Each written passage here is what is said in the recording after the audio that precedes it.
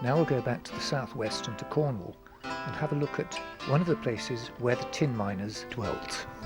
This is one of 6 ancient huts in a Cornish village north of Penzance, which dates from the 1st century AD. It's called Chai Sorster. In a moment we'll look at the evidence for the claim that Jesus visited the southwest of England as a child and a young man. But as I walk around the remains of these huts, I can't help reflecting that it feels a little strange to think that if it's true that Jesus came here to the southwest of Britain, he might have walked around this village too.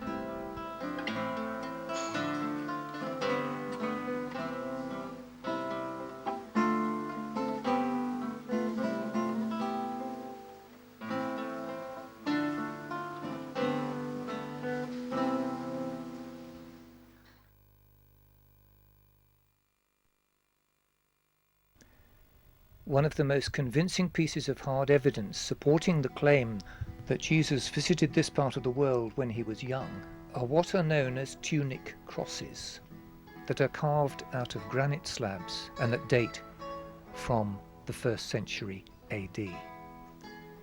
This is an example of a tunic cross, of the sort that are found all over Cornwall, and you can quite clearly see the shape of the boy, with his head, 2 arms outstretched, the chest and waist, and then the tunic, a short boy's tunic,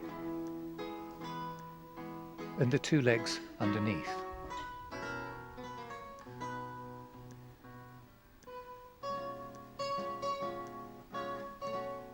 And on the reverse there's just the plain Christian crucifix.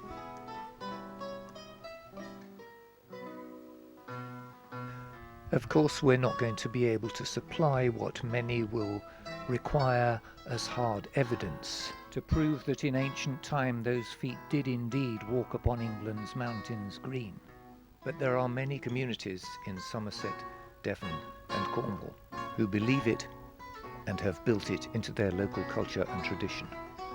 The banner at the church here in Pilton in Somerset shows the arrival of Joseph and the young Jesus by boat as they landed on St. George's Island, just off the south coast, near what is now the town of Looe.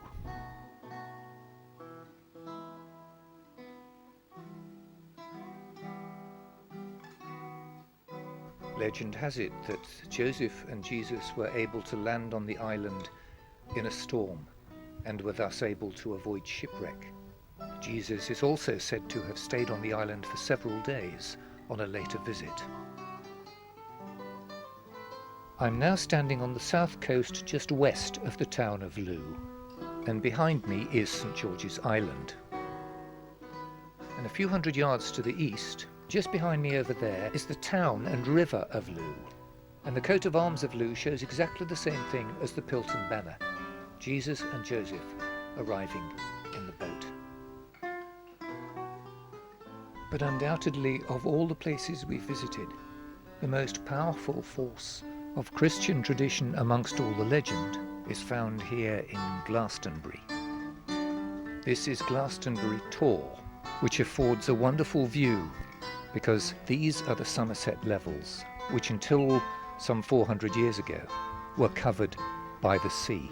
And this hilltop would have been well known as a landmark to Joseph of Arimathea, who's reputed to have settled here permanently in AD 63. That's a couple of years after Boadicea was defeated by the Romans. I'm now in the grounds of Glastonbury Abbey, with its legendary history and traditions. We can all choose whether or not to believe these legends and traditions. For example, Joseph of Arimathea's staff sprouting roots and growing into the thorn tree, or that the cup that Jesus served the wine in at the Last Supper was brought and buried here, or that this is the final resting place of the Virgin Mary, the mother of Jesus. Behind me is the Lady Chapel of Glastonbury Abbey, which is reputed to be the site of the original Wattle and Daub Church, which was built back in the 1st century AD.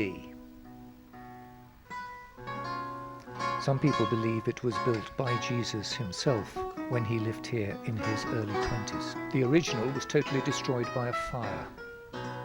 There's no hard evidence, and we're not likely to find any now, that any of these things are true, as this full-size cross that was donated to the Abbey grounds points out on the inscription.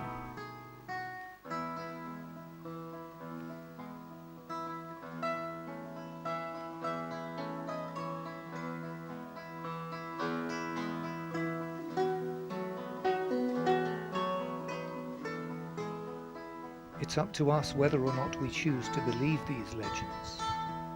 But what's important is to understand that the best of all these strands of our history have combined and evolved into a set of coherent beliefs, principles, and disciplines that underpin a culture that enables each and every individual to take a full part in his community.